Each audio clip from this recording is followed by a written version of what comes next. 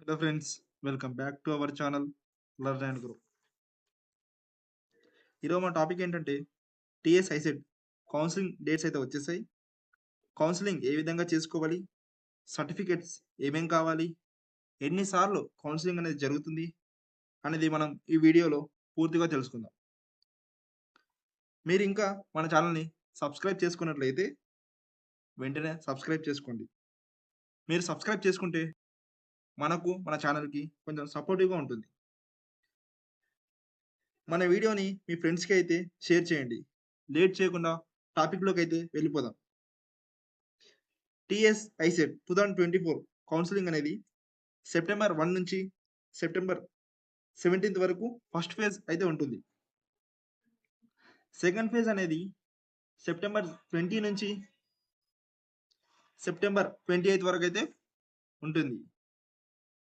ఇప్పుడు first phase గురించి అయితే తెలుసుకుందాం. సెప్టెంబర్ 1 నుంచి సెప్టెంబర్ 8 వరకు స్లాట్ బుకింగ్ మరియు ఫీ పేమెంట్ అయితే ఉంటుంది.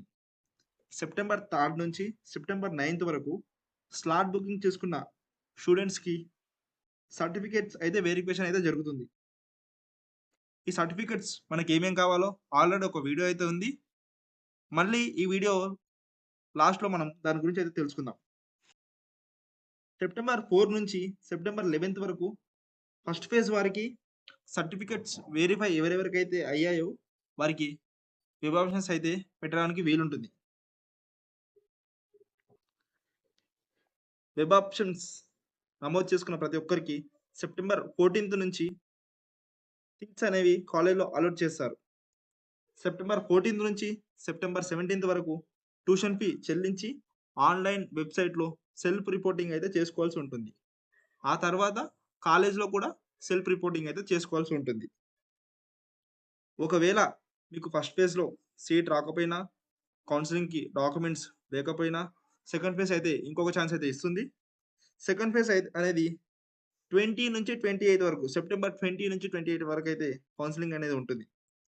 21 నుంచి 22 వరకు స్లాట్ బుక్ చేసుకున్న ప్రతి ఒక్కరికి సర్టిఫికేట్ వెరిఫికేషన్ అయితే జరుగుతుంది. సెకండ్ ఫేజ్‌లో టైం అనేది చాలా తక్కువగా ఉంటుంది. ఫస్ట్ ఫేజ్‌కి ఇచ్చినంత టైం అయితే సెకండ్ ఫేజ్ అయితే ఇవ్వరు. సర్టిఫికేట్స్ అనేవి వెరిఫై అయిన ప్రతి ఒక్క స్టూడెంట్స్‌కి 25థ్ రోజు సెప్టెంబర్ 25థ్ రోజు కాలేజ్‌లో అనేది సీట్ అనేది అలౌట్ చేస్తారు. వారి ర్యాంక్‌ని బట్టి. 25థ్ టు 27థ్ వరకు వెబ్‌సైట్‌లో మరియు కాలేజ్‌లో సెల్ఫ్ రిపోర్టింగ్ అయితే చేసుకోవాల్సి ఉంటుంది. మరి ట్యూషన్ ఫీ కూడా చెల్లించాల్సి ఉంటుంది. ఇప్పుడు మనం టీఎస్ఐసెట్‌కి కావాల్సిన డాక్యుమెంట్స్ అయితే తెలుసుకుందాం. ఫస్ట్ వన్ వచ్చేసి టీఎస్ఐసెట్ ర్యాంక్ కార్డ్ మరియు టీఎస్ఐసెట్ అడ్మిట్ కార్డ్. తర్వాత డిగ్రీ టీసీ అండ్ మెమో అయితే కావాలి. ఒకవేళ మెమో లేకున్నా, యూనివర్సిటీ నుంచి మెమో అయితే రాకున్నా, ప్రొవిజనల్ సర్టిఫికేట్ అనేది కావాలి. ఇది కాలేజ్‌లో అయితే తీసుకోవచ్చు. తర్వాత ఇంటర్ మెమో, 10థ్ మెమో కావాలి. తర్వాత 9థ్ టు డిగ్రీ వరకు అంటే లాస్ట్ 5 ఇయర్స్ బోనాఫైడ్స్ అయితే తప్పకుండా కావాలి. ఇవన్నీ ఒరిజినల్ డాక్యుమెంట్స్ అయితే పెట్టుకోవాలి. మన వీడియోని చూసినందుకు మీకు ధన్యవాదాలు.